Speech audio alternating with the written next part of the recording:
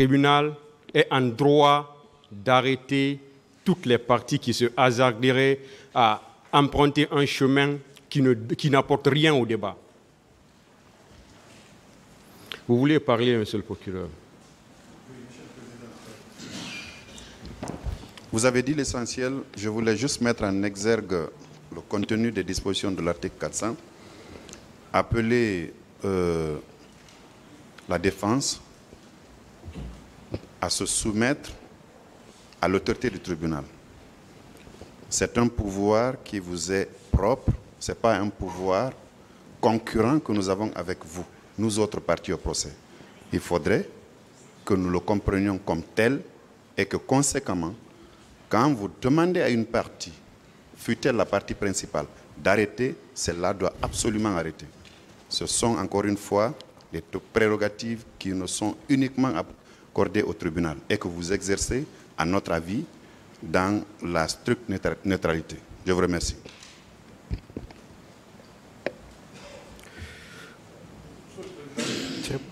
Oui.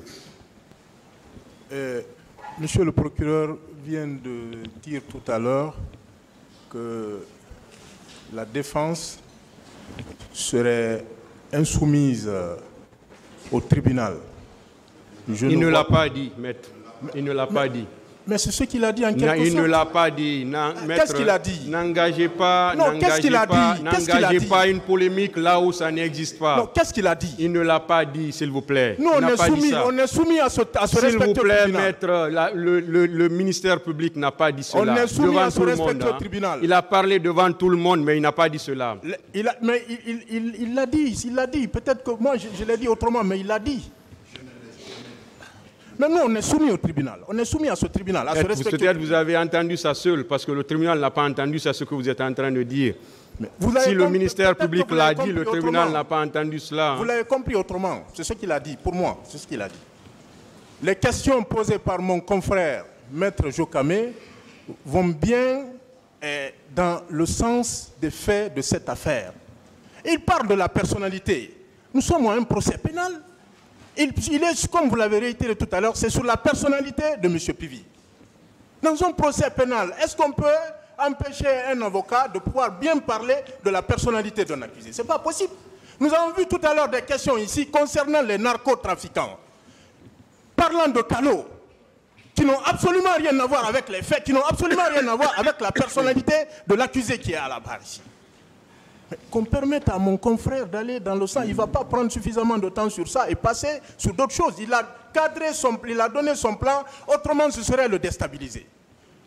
Nous prions de bien vouloir laisser Maître Jean-Baptiste Abba aller jusqu'au bout avec l'accusé. Nous vous remercions, Monsieur le Président. La partie civile. Monsieur le Président, je crois que nous concourons tous à la manifestation de la vérité. Vous avez suffisamment l'impérium de la direction des débats. Mais je voudrais rappeler que chacune des parties a des droits qu'il faut absolument et impérativement respecter devant ce tribunal. Donc, en ce qui nous concerne, nous pensons qu'il est important que la défense puisse jouer pleinement son rôle dans le cadre, bien entendu, des limites fixées par la loi. Donc, si la défense estime, pour une quelconque raison, vouloir aller chercher sur la personnalité de son client pour pouvoir le défendre, nous pensons que c'est tout à fait normal, mais pas dans l'excès. Nous voulons dire que on s'est trop attardé sur des détails qui n'ont rien à voir avec le procès. Et donc, rappeler la défense à l'ordre ne signifie pas violer ses droits. Donc, moi, je pense qu'on peut aller à l'essentiel. Monsieur Pivi s'est suffisamment expliqué sur les prouesses qu'il a accomplies tant en Guinée qu'à l'étranger. Je pense que c'est largement suffisant pour camper sa personnalité. Il faut qu'on avance, Monsieur le Président. Je vous remercie. Merci à tout le monde. Une fois de plus, depuis le début de ce procès, je voulais dire ce tribunal a laissé tout le monde aller dans le sens qu'il veut. Et deux fois, on dit même que le tribunal laisse les gens faire. C'est en connaissance de cause. Mais comme vous l'avez rappelé, la partie civile, quand le tribunal constate qu'on est en train de faire des excès, le tribunal peut bien rappeler à l'ordre. Rien n'interdit ça au tribunal et c'est ce que le tribunal est en train de faire. On a posé assez de questions pour connaître la personnalité de M. Pivi qui est à la barre. Assez de questions.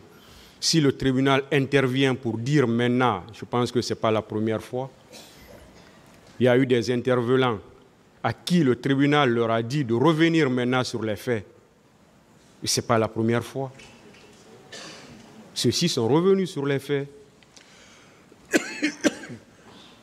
On a pris assez de temps pour poser des questions sur la personnalité de M. Pivi. Et il a bien répondu. Il a parlé de sa personnalité. Parce que si le tribunal demande maintenant à revenir sur les faits, je ne vois pas comment on peut empêcher la défense. Et une fois de plus, une défense qui n'est même pas conseil de l'accusé qui est à la barre, pourquoi on peut insister pour dire qu'on nous empêche de poser des questions, alors que ce tribunal n'a jamais empêché une partie de poser des questions. Mais je le rappelle encore, ce tribunal est en droit de recadrer tous les acteurs de ce procès, conformément aux dispositions de l'article 400. Si ce tribunal constate que c'est une direction qui n'apporte rien au débat, ce tribunal peut bien intervenir pour recadrer, pour rappeler à l'ordre. C'est bien les prérogatives de ce tribunal. Le tribunal n'a nullement l'intention d'empêcher quelqu'un, une partie, de poser des questions. Mais si c'est dans l'excès, le tribunal intervient pour rappeler à l'ordre. Ça, le tribunal le fera parce que ça fait partie de ses prérogatives. Toutes les parties, le tribunal l'a fait même avec le ministère public, en demandant au ministère public de poser des questions par rapport aux faits, malgré que ce soit la partie principale à ce procès. Mais le tribunal l'a fait. Le tribunal l'a fait avec la partie civile. Le tribunal l'a fait avec certains conseils des accusés. Ça veut dire que ce tribunal le fera avec tout le monde. Dès que le tribunal va le constater, il va intervenir pour recadrer tout le monde. Nous sommes à la phase des questions. Nous sommes bien à la phase des questions. Le tribunal peut bien intervenir pour recadrer. Ne voyez pas cela comme étant un musellement. Ça, le tribunal est dans son rôle de recadrer tout le monde. Et il le fera. Ça, il faut qu'on le comprenne. Et ça, il faut qu'on soit d'accord sur ça. Le tribunal le fera à tout moment. Dès que c'est nécessaire, le tribunal interviendra pour recadrer, conformément aux dispositions de l'article 400 du Code de procédure pénale. Vous avez la parole, maître, pour continuer avec vos questions. Merci, Monsieur le Président. Monsieur Claude Pivi. Oui. Dans cette salle, j'ai appris qu'en tant que ministre chargé de la sécurité présidentielle, vous étiez membre du gouvernement. Est-ce que vous connaissez ce qu'on appelle le gouvernement? Si. Est-ce que vous savez que le gouvernement, ce sont les ministres qui relèvent du Premier ministre? Oui. Ça veut dire que vous n'aviez jamais été membre du gouvernement. On est d'accord? Si je relève du Premier ministre. Vous releviez du Premier ministre en tant que ministre chargé de la sécurité présidentielle. On vous a dit si vous aviez un secrétaire général, est-ce que à la présidence, que ce soit au temps du CNDD, que ce soit au temps du général Konaté, que ce soit au temps du président Alpha Condé, que ce soit maintenant là, est-ce que les ministres à la présidence ont un secrétaire général et les ministres à la présidence ont un secrétaire général et les directions? Chez moi, il n'y en avait pas. Même maintenant là, il n'y en a pas. C'est ce que je voudrais que vous compreniez.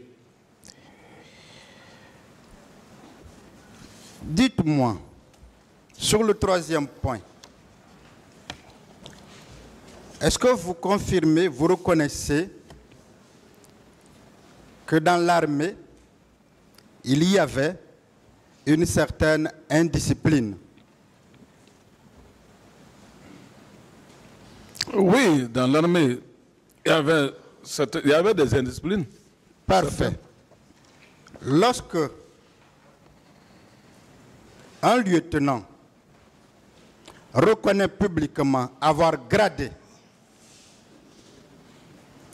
des militaires, est-ce que cela relève aussi de l'indiscipline? Ça relève de l'indiscipline. C'est de l'indiscipline? Bien sûr. D'accord. Dites-moi, est-ce que vous connaissiez Bégré? Je l'ai connu. Qui il était? C'était l'un de nos commissionnaires. L'un de vos commissionnaires. Il était où, au camp Koundara? N'est-ce pas?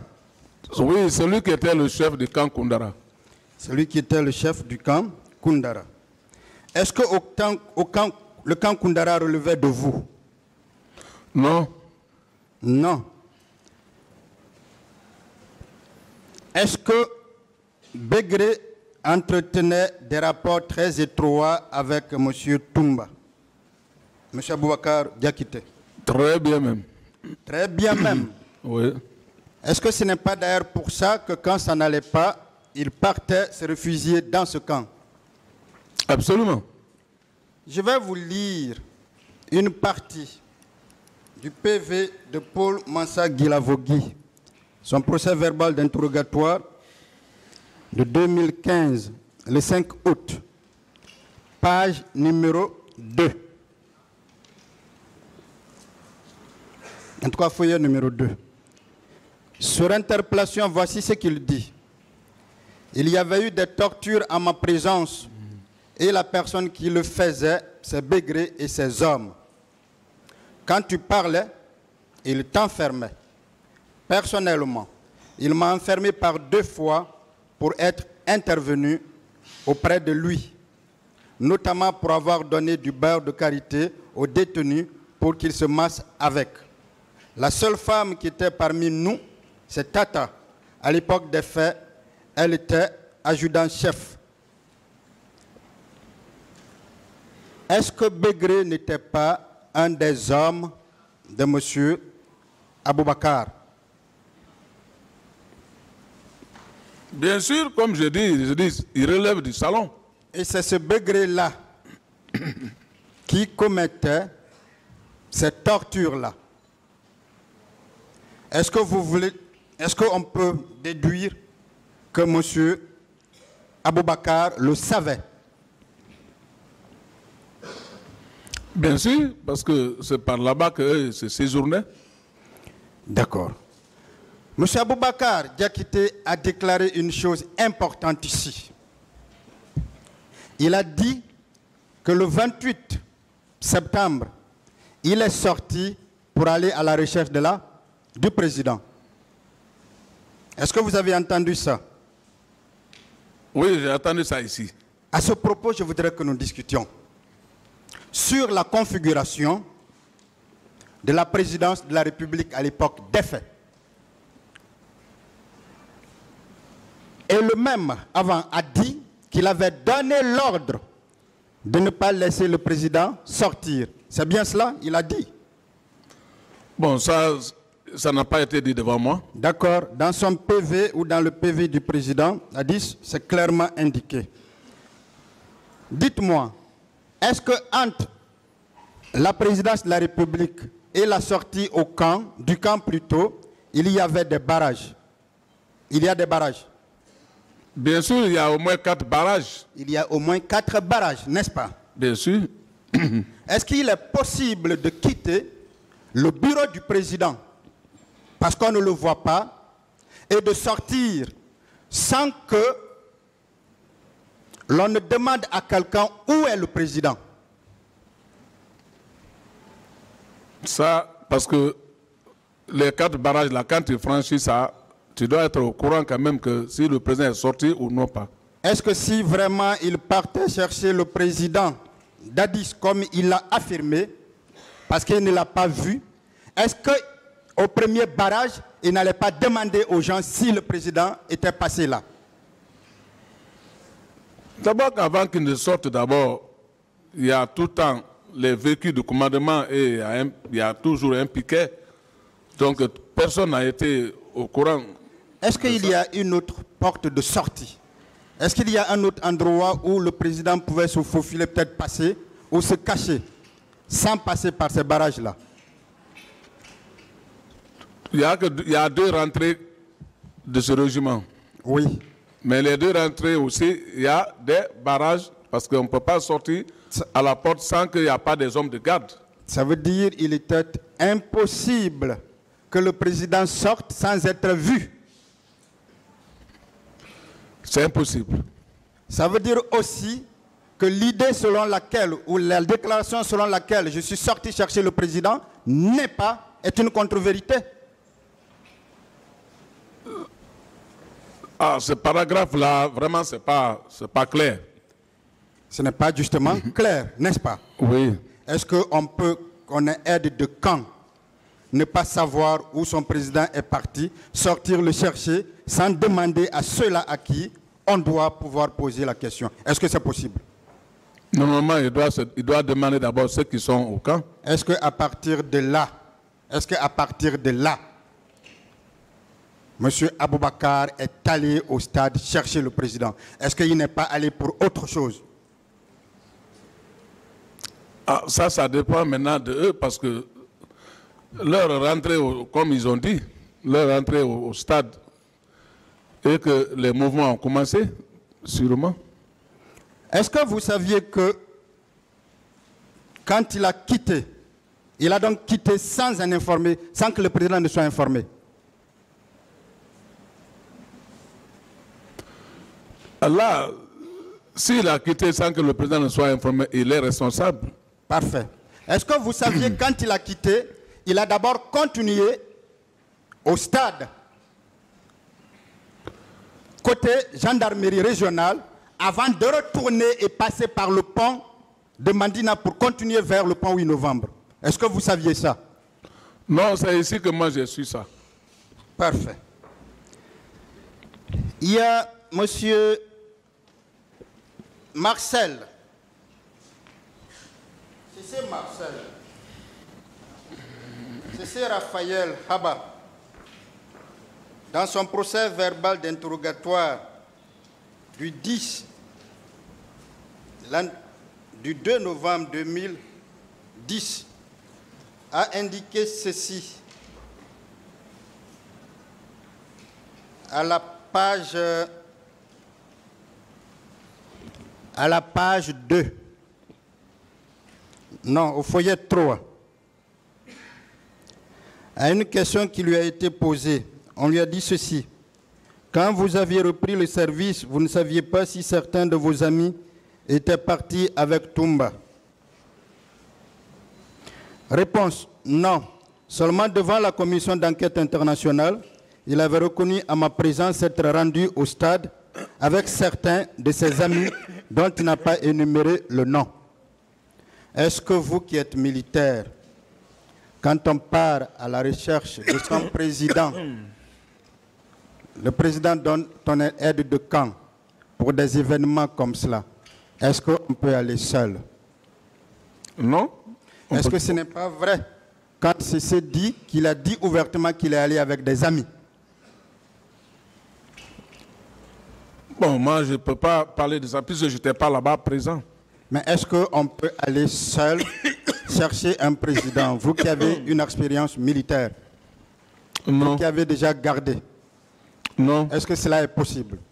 ce n'est pas possible. Est-ce que le fait de taire les noms des personnes avec qui il est allé au stade, est-ce que cela n'est pas faire en sorte que la vérité ne soit pas connue de tous? Si, Le même Aboubacar Toumba a dit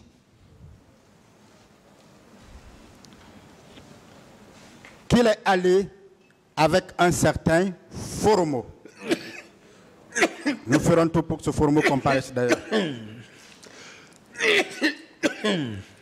si, Le même Aboubacar a dit qu'il est allé avec un certain Foromo. Mais dans ces mêmes déclarations, il dit qu'il était le seul à transporter des leaders politiques. Que pensez-vous de cette contradiction? D'abord, il était avec Foromo ce jour-là, et ensuite, il était seul en transportant tous les leaders politiques. la partie là, je ne peux pas parler de la partie là puisque je n'étais pas là-bas. Cette contradiction, que pensez-vous? C'est En contradictoire. pensez-vous? D'accord. Je voudrais revenir avec vous sur beaucoup de questions qui ont été posées à vous, mais qui sont en réalité en rapport avec le président Dadis, puisque c'est dirigé contre lui. Je veux justement que nous parlions de Kaleya. Qui a créé Kaleya? Je ne sais pas. Est-ce que Kaleya existait avant 2008? Ah, moi, ce n'est qu'à un autre temps là que j'ai attendu Kaleya. D'accord. Je vous informe que Kaleya existait. Voilà. Est-ce que vous connaissez Monsieur Bamba? Bamba Dolamou, je précise. Non, Bamba que moi je connais, c'est un Koniaké. Il n'est pas Dieu l'amour. Je dis Dolamou. Non, Vous ne connaissez pas Bamba Dolamou? je ne le connais pas. On fait comprendre que c'est ce Bamba qui s'occupait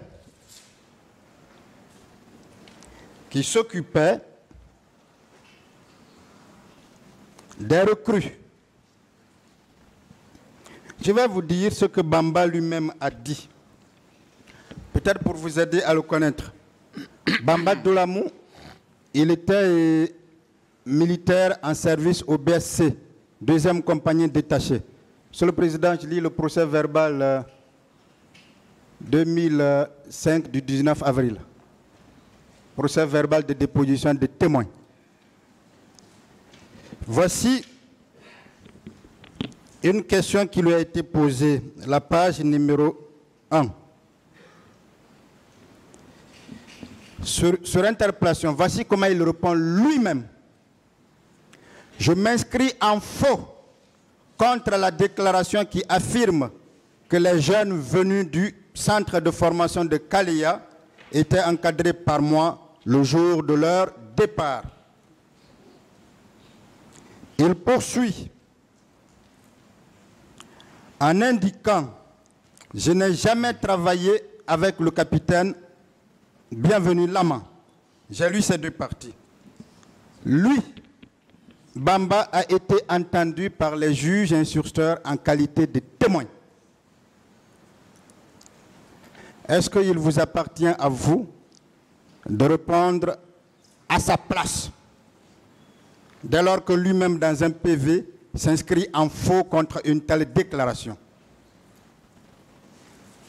Normalement, c'est pour ça que je dis que je n'en sais rien. Vous savez ce qu'on appelle le témoin en droit?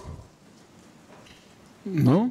C'est celui qui sait ou qui fait la relation ou le récit de ce qu'il sait des circonstances de la commission d'une infraction. Voilà le témoin. Ce sont donc les yeux et les oreilles de la justice. C'est ce témoin-là qui a été entendu par les magistrats instructeurs qui dit n'avoir jamais entretenu des recrues. Comment vous pouvez être plus royaliste que le roi? Comme je l'ai dit, j'ai dit moi, je n'en sais rien de leur relation ou quand est-ce que les éléments de Kalea sont venus, rien. J'ai tout de suite lu sciemment, j'ai dit, est-ce que vous connaissiez Capitaine Bienvenu? J'ai fait exprès. Est-ce que vous connaissiez Capitaine Bienvenu? Je connais Bienvenu en tant que gendarme. Vous connaissez Bienvenu en tant que gendarme? Oui. N'est-ce pas? Oui. Vous savez qu'il était poursuivi au même titre que vous? C'est ici que j'ai appris ça. Il a été poursuivi au même titre que vous alors. Et il a bénéficié d'un non-lieu. Je vais vous dire ce qu'il a dit à propos de Kalea. Puisqu'on a fait comprendre que peut-être il a été envoyé d'abord par le président Dadis. Voici ce qu'il dit. On pose la question, que savez-vous du centre de formation de Kalea? Réponse. Depuis 2008, je suis muté au centre de Kalea par une décision du général de brigade Feu Jacques Touré en qualité d'instructeur.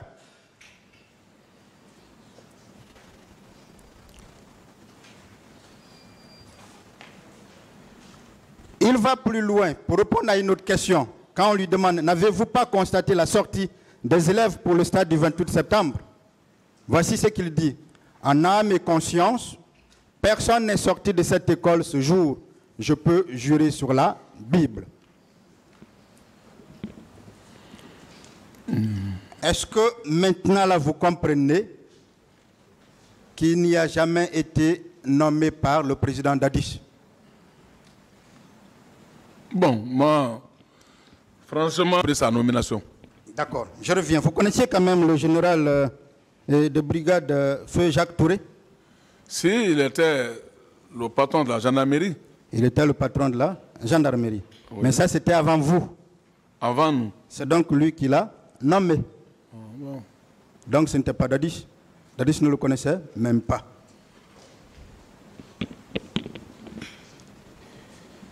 Mon colonel,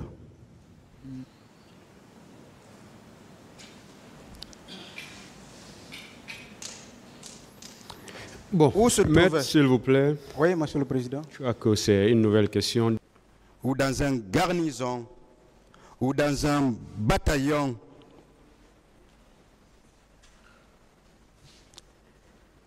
le président de la République, le chef de l'État, n'est pas forcément au courant. Oui, maître. Est-ce que ça veut dire que ce qui se passe dans un bataillon, dans une unité, il appartient d'abord au commandant de cette unité d'être informé? Oui, maître. Est-ce que si ce commandant d'unité est informé et que s'il relève de l'armée de terre, est-ce que son premier informateur ne doit pas d'abord être le chef d'état-major particulier, par exemple, de l'armée de terre? Tout à fait. Est-ce que si cela relève de la gendarmerie, l'information n'est pas donnée au chef d'état-major particulier de la gendarmerie? Si l'unité est par exemple une unité de gendarmerie, est-ce que les informations là qui sont avec le commandant doivent remonter directement au président ou doivent d'abord passer par le chef d'état-major de la gendarmerie, en particulier de la gendarmerie? Ça doit d'abord passer par le chef d'état-major de la gendarmerie. Mais, monsieur le président, pourquoi vous êtes embarrassé lorsque chacun vous dit, en tant que commandant en chef des forces armées, ceci se passe, vous devrez faire ceci, vous devrez faire cela? Mais Est-ce que vous, commandant en chef des forces armées, vous saviez tout? Non, pratiquement impossible. À part les services de renseignement, qui devraient normalement être ceux qui informent le président, le chef de l'État, en sa qualité naturellement de commandant en chef des forces armées. On est avec ça. Qui devraient être les informateurs? Est-ce que le ministre de la Défense? Oui, il faut qu'il en soit d'abord informé. Est-ce que le chef d'état-major général des armées? C'est lui qui doit remonter les informations. Au niveau de la présidence? Non. Est-ce que le ministre chargé de la sécurité présidentielle? Est-ce que vous traitez de quand? Ce sont normalement eux, n'est-ce pas? Oui. Parfait.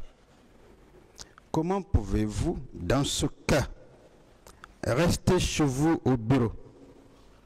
Vous, chef d'État, vous, commandant en chef des forces armées, savoir, c'est dérangeant. Ce que je vais vous dire, savoir qu'un car est rempli de militaires sur la route que vous devriez savoir. Vous ne trouvez pas ça une insulte à la fonction présidentielle? C'est incompréhensible. Vous ne trouvez pas ça de questions venant de personnes ou de partis à court d'arguments qui n'ont absolument rien de preuves contre vous dans le dossier? Tout à fait. Vous ne trouvez pas que c'est l'argument des gens qui, en cours de procès, sont en train de chercher des preuves? Tout à fait, maître. Je vais tout à l'heure revenir à des preuves que le parquet, ce qu'il considère comme preuve, a déposées et on va en parler. Et vous verrez que c'est maintenant qu'on est en train de chercher des preuves. Maintenant, Monsieur le Président, Moussa Dadis Camara, qu'au moins on sait que commandant en chef des forces armées est un titre officiel qui ne met pas le chef de l'État dans la hiérarchie militaire et qui ne signifie pas automatiquement que tout ce qui se passe dans l'armée, le président, en sa qualité de commandant en chef, doit le savoir. Je veux qu'on parle d'une autre notion très importante qui va aider ce tribunal. La notion de délégation de pouvoir. Savez-vous que la délégation de pouvoir en matière civile est juste un transfert de pouvoir? Oui, maître. Parfait. Saviez-vous, en plus de cela, c'est un mode, j'insiste sur le terme, c'est un mode d'exonération de la responsabilité pénale? Un mode d'exonération de la responsabilité pénale? C'est trop technique, maître. D'accord. On va avancer et vous allez comprendre, je vais revenir là-dessus. Si vous ne comprenez pas. Est-ce que vous saviez entre vous, vous, chef de l'État, vous savez que vous ne pouvez pas diriger un pays seul? Un chef d'État, personne physique, vous savez que vous ne pouvez pas diriger un pays seul? Oui. Vous avez entendu un ancien chef d'État, François Mitterrand, dire « je peux diriger la France avec 60 amis ». Oui, maître. Ça voudrait dire qu'en tant que personne, il ne peut pas diriger seul un pays, n'est-ce pas? Oui, maître. Parfait. Vous avez le pouvoir discrétionnaire de nommer les ministres de la République, n'est-ce pas? Oui, maître. Est-ce que vous saviez qu'entre les ministres nommés et le président qui nomme, il existe une délégation de pouvoir? Oui, maître. C'est bien ça? C'est bien ça. D'accord. Qui est le délégant? Vous dites? Qui est le délégant? C'est le président. Parfait. Qui est le délégué? Ce sont les ministres dans ce contexte. Parfait. Qui est le délégataire? Vous dites? Qui est le délégataire? C'est-à-dire le bénéficiaire de la délégation. Pourquoi vous nommez des ministres? C'est pour qu'ils travaillent pour qui? C'est pour qu'ils travaillent non seulement pour la nation, oui, et qu'ils vous rendent compte aussi. Parfait. La nation, c'est la population. Oui, la population. Parmi elles, il y avait les manifestations des manifestants du 28 septembre. C'est bien cela? Bien sûr. D'accord. Est-ce que vous saviez que lorsque vous déléguez votre pouvoir, la conséquence c'est que vous cessez de l'exercer parce qu'il sort de votre patrimoine et il rentre dans le patrimoine du délégué? Tout à fait. Je vais vous lire. Il y a dans la même plainte déposée où la partie civile demande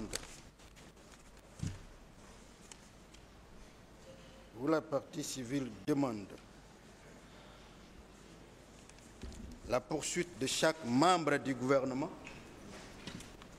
avec la raison. Voici les membres du gouvernement de l'époque. Vous allez comprendre pourquoi je les cite et vous allez comprendre la notion de délégation de pouvoir dans chaque cas. Composition du gouvernement le 28 septembre 2009. Monsieur Cabinet Komara, Premier ministre, chef du gouvernement. Colonel Sibalo Lamou, ministre de la Justice, garde des Sceaux. Général Sekouba Konaté, ministre à la présidence, chargé de la défense nationale. Général de brigade Mamadou Toto Kamara, ministre de la sécurité et de la protection civile. Capitaine Moussa Thiebro Kamara, ministre d'État à la présidence, chargé des services spéciaux, de la lutte anti-drogue et du grand banditisme. Sous-lieutenant Claude Pivi, ministre chargé de la sécurité présidentielle. Sous-lieutenant Issa Kamara, secrétaire d'État à la présidence chargé des conflits. Capitaine Mamadou Sandé, ministre à la présidence chargé de l'économie et des finances. Monsieur Boubacar Bari, ministre d'État à la présidence chargé de la construction, de l'aménagement et du territoire, et du patrimoine bâti public. Commandant Keleti Faro, ministre secrétaire général de la présidence. Monsieur Mamandouba Max Bangoura, ministre du plan et de la promotion du secteur privé. Monsieur Mamandou Thiam, ministre des Mines et de l'Énergie. Monsieur Alexandre Cécile Loua, ministre des Affaires étrangères et des Guinéens de l'étranger. Dr Frédéric Collier, ministre de l'Administration du territoire et des Affaires politiques. Madame Rougui Bari, ministre de l'Enseignement préuniversitaire, technique, professionnel et de l'éducation civique. Dr Alpha Cabinet Kamara, ministre de l'Enseignement supérieur et de la Recherche scientifique. Dr Abdourahmane Sano, ministre de l'Agriculture et de l'Élevage. Commandant Mamadou Korka Diallo, ministre du Commerce, de l'Industrie et des PME. Monsieur Papa Koli Kourma, ministre de l'Environnement et du Développement durable. Colonel Mathurin Bangoura, ministre des Télécommunications et des Nouvelles Technologies de l'Information. Monsieur Raymond Ounutide, ministre de la Pêche et de l'Aquaculture. Madame Djené Saïfon Diallo, ministre de la Coopération et de l'Intégration africaine. Docteur Alpha Diallo, ministre du Travail, de la Réforme administrative et de la Fonction publique. Colonel Chérif Diaby, ministre de la Santé et de l'Hygiène publique. Monsieur Mamadi Kaba, ministre des Transports. Docteur Léonie Koulibaly, ministre du Tourisme, de l'Hôtellerie et de l'Artisanat. Monsieur Joseph Kandouno, ministre des Audits, de la Transparence et de la Bonne Gouvernance. Madame Hadja Mankoura Sila, ministre de la Promotion féminine et de l'Enfance. Monsieur Justin Morel, ministre de l'Information et de la Culture. Monsieur Fodeba Istokera, ministre de la Jeunesse et des Sports. Monsieur le Président, vous avez vu cette liste. Je vais juste prendre 4 exemples. Monsieur Justin Morel Junior, ministre de l'Information et de la Culture. Vous, Président, parce que vous ne pouviez pas faire tout, exercer toutes ces attributions pour le bien du pays, vous aviez délégué à M. Justin Morel, à l'époque des faits, pouvoir de gérer pour le bien de la nation, comme vous l'avez dit, pour le bien des populations, donc des manifestants qui sont allés au stade, tout ce qui est lié à l'information et à la culture en Guinée. Est-ce que c'est à vous de rendre compte devant des autorités, à quelque niveau que ce soit, de ce qui est lié à l'information et à la culture en Guinée? Non. Non, n'est-ce pas? Autre exemple. Monsieur Fodeba Isto Kera, ministre de la Jeunesse, des Sports, de la promotion des jeunes. Est-ce que tout ce qui relève du sport, ou tout ce qui concerne des infrastructures liées au sport, telles que le stade du 28 septembre, est-ce que c'est à vous, Président, après délégation de vos pouvoirs à monsieur Isto Kera, de rendre des comptes par rapport à cela? Oui, mais... Est-ce que c'est à vous? Vous êtes président, vous avez délégué le pouvoir à M. Fodé Isto Kera.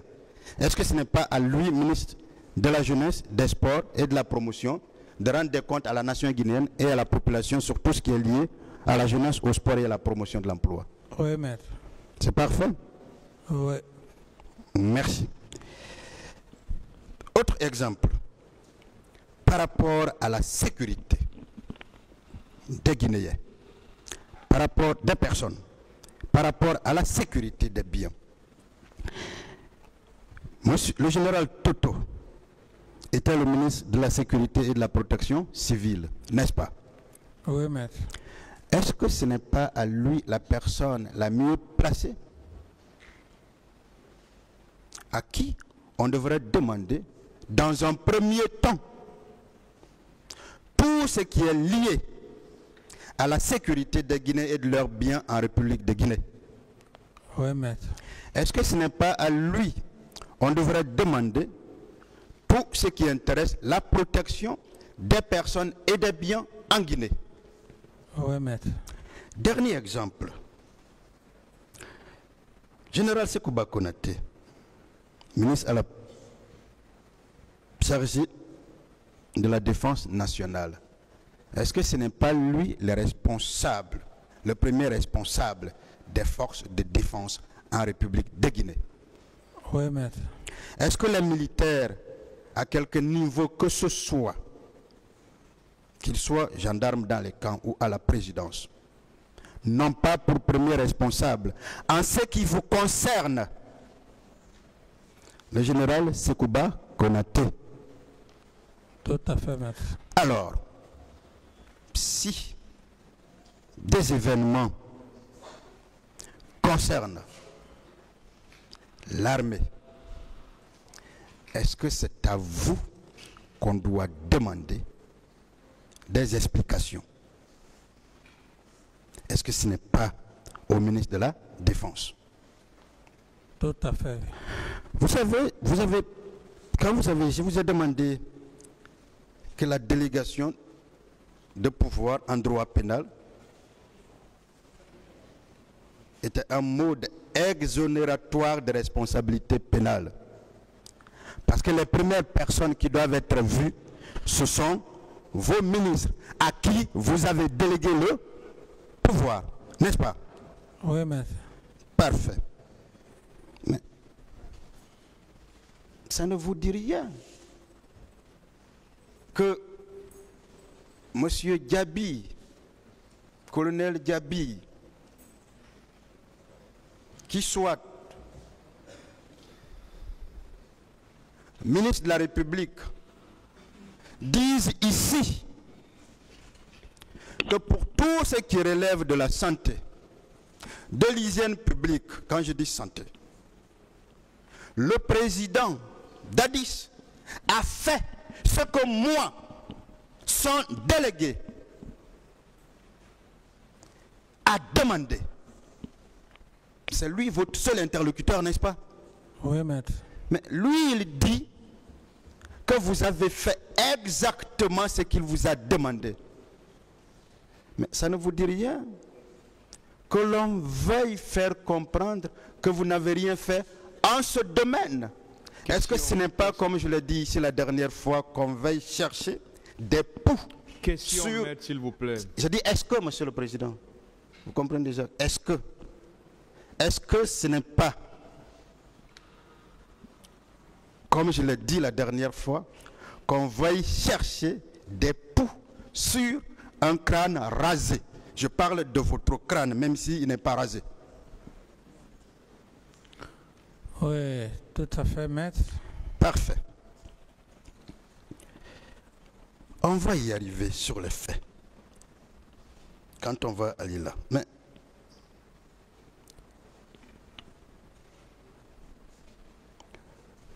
au regard de tout ce que nous venons de dire, au regard des déclarations que vous venez de faire suite à mes questions, au regard de la liste que j'ai produite des membres du gouvernement, vous ne pensez pas que plusieurs questions vous sont posées à tort alors qu'elles devraient être adressées à vos ministres? Oui, maître. Si vous avez des difficultés, par exemple, de les répondre, est-ce que ce n'est même pas une logique, cela? Tout à fait. Parce que vous n'êtes pas la personne qui doit être à l'avant-garde pour donner de telles réponses. C'est bien cela? Tout à fait, oui.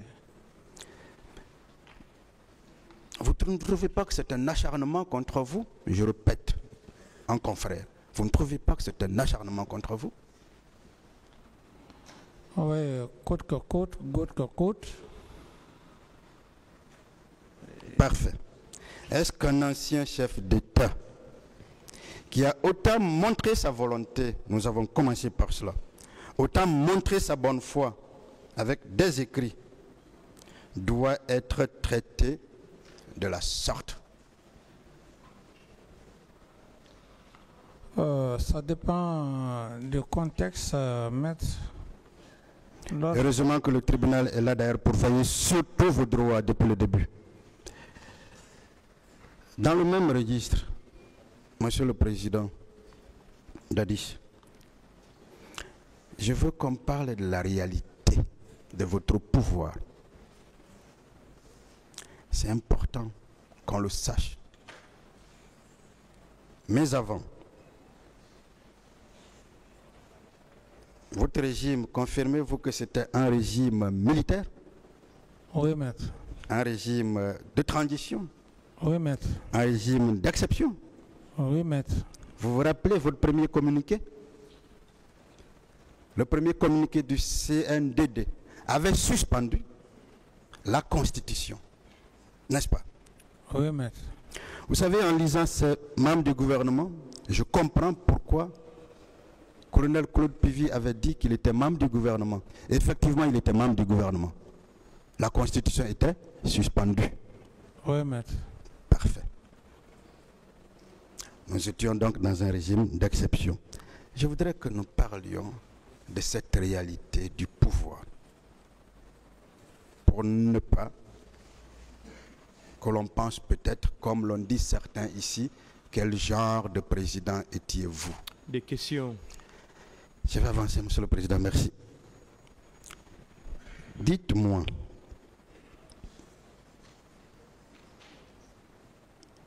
et il faut qu'on en parle, quels sont ou quels étaient vos rapports avec le général Sekouba? Pourquoi vous lui avez fait tant confiance? Et maître, la confiance s'acquiert quand on a confiance à une personne. Il n'y a pas autre définition plus que ça, puisque tous les êtres humains sont caractérisés par ça, même en famille, la famille biologique. C'est la confiance qui lie le père de famille à sa famille. Pourquoi vous avez eu confiance au général Sekouba Konaté? C'est ce qu'il a posé. J'ai eu confiance en lui parce que il a été un compagnon d'armes et avant la prise du pouvoir, avions eu des relations très sincères, des relations amicales, Monsieur le Président. C'est parfait. Je veux des indices. Dites-moi, est-ce que le général Sekouba ne vous a pas fait toujours comprendre qu'il était malade et qu'il avait la cirrhose de foie et qu'il allait mourir en 6 mois? Oui, tout à fait. Tout à fait, maître. Et ce sont des choses, quand ça arrive. Il faut qu'on en parle. Oui, c'est ce que je dis, maître. Vous savez, la confiance, je ne suis pas le seul à être victime depuis l'histoire de l'humanité et à date, et ça va toujours continuer. Lorsqu'on porte confiance à une personne, j'estime que c'est avec conviction. Il n'y a pas une formule par laquelle on doit passer, c'est le cœur et ce sont les attitudes. Mais il est dit qu'après un moment donné, les relations peuvent s'effriter lorsque la confiance est entachée. Président, ma question n'est pas répondue, Monsieur le Président. Bon, on va éviter tout ce qui touche à la vie privée d'une personne. Non. S'il vous plaît. Nous voulons... Tout ce qui touche à la vie privée d'une personne. Ce ne sera pas fait, promis, Monsieur le Président. S'il vous plaît. Promis, Monsieur le Président. S'il vous plaît, maître. On ne va pas parler de questions de maladie d'une personne devant ce tribunal, s'il vous plaît. Monsieur le Président, s'il vous plaît, je voudrais juste une doléance, avec votre permission. Juste une doléance. Juste une doléance, Monsieur le Président. Est-ce que je peux? Allez-y. Vraiment une doléance. Mon intention, je vous ai parlé de la réalité du pouvoir. Je veux démontrer...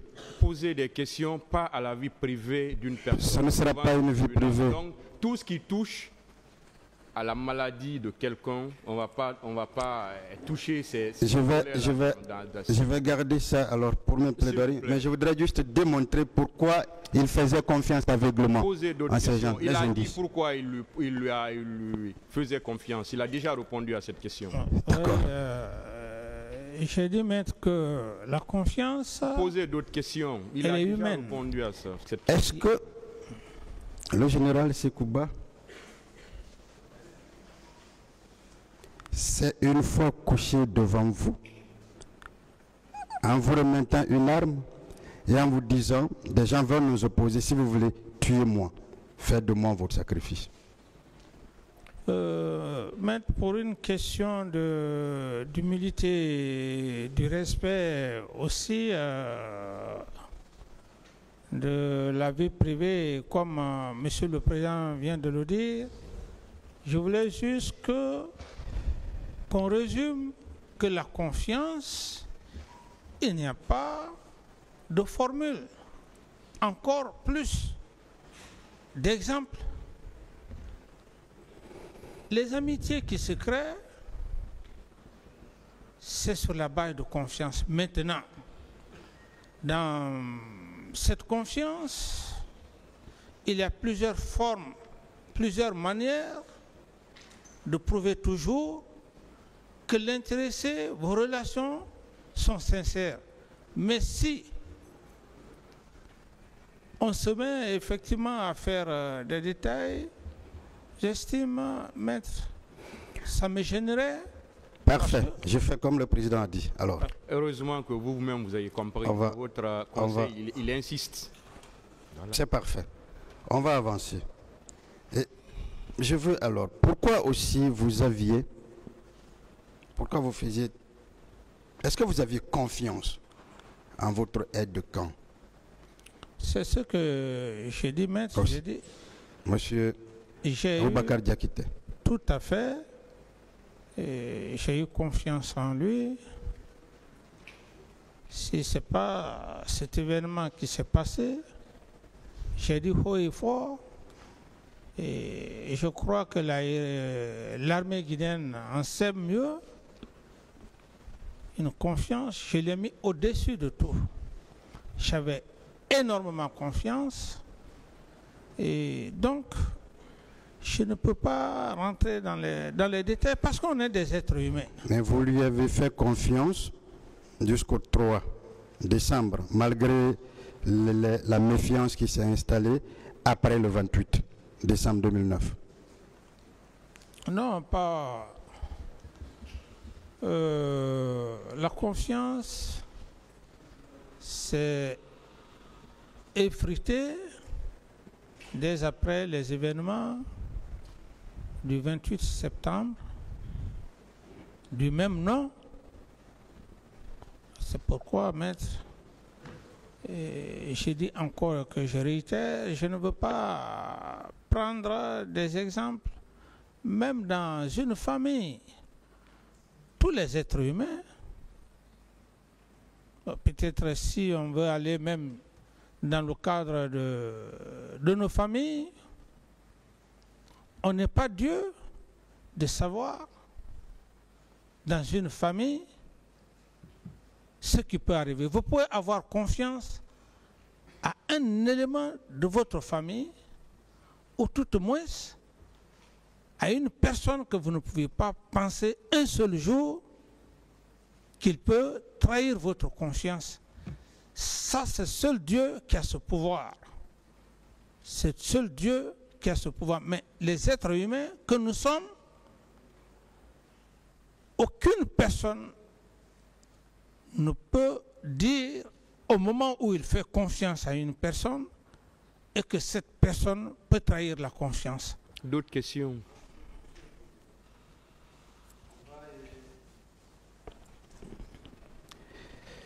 Je voudrais, toujours dans le chapeau, on a entendu presque toutes les parties vous dire pourquoi vous n'avez pas arrêté, pourquoi vous n'aviez pas suspendu tel ou tel. Est-ce que vous vous rappelez qu'après les événements du 28 septembre, une médiation a été entamée entre le CNDD, la classe politique et la société civile sous l'égide de la CEDEAO qui avait dépêché le président Blaise Compaoré, ici à Conakry? Comme ça fait longtemps, je ne me rappelle plus, maître. Monsieur le Président, ça fait partie justement des pièces que j'ai communiquées tout à l'heure.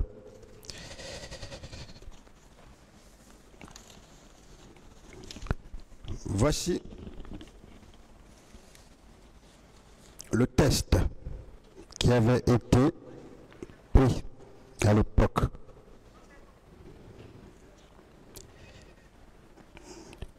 Voici ce que le test disait en ce qui concerne tout ce qui est lié aux arrestations. Dans ce test qui a été signé par les forces vives, le CNDD et les membres du gouvernement, il était interdit toute interpellation, toute arrestation. Est-ce que vous pouviez faire fi de ce test pour procéder à des arrestations? Non, maître. Est-ce qu'en ne décidant pas d'arrêter, vous n'aviez pas été tout simplement un président républicain, c'est-à-dire un président qui respecte les lois de son pays? Oui, maître, comme je l'ai dit, le tout résumé, c'est par rapport même à l'ordonnance que j'ai fait lecture ici devant l'auguste tribunal. Et je pense que cette ordonnance englobe tout. Une fois que vous saisissez la loi, la justice, elle est au-dessus de tout, maître. Parfait. Je vais lire justement la partie, la page 2, liée aux soins. Les deux parties conviennent, c'est le point 1-2, de la libération des personnes interpellées ou maintenues de force. Dans un souci de respect des droits humains et des libertés publiques et individuelles, les deux parties conviennent en outre que le gouvernement veille à ce qu'aucune personne interpellée à la suite des événements ne soit maintenue illégalement en détention par les forces de défense et de sécurité. Est-ce que n'est-ce pas là aussi la preuve qu'en signant, le gouvernement de votre pays, le CND, en signant ce document, on n'a pas voulu raviver les tensions?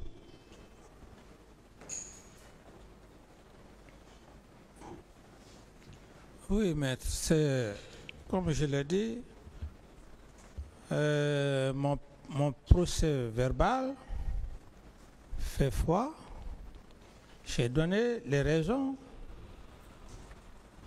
pour lesquelles je n'ai pas arrêté des personnes, même quand bien même que je pouvais les arrêter, eu égard à certaines circonstances, du moment que j'avais saisi la justice. Je pense que ça résume le tout. Tout ce que vous venez de dire, maître. La Commission nationale et l'international résume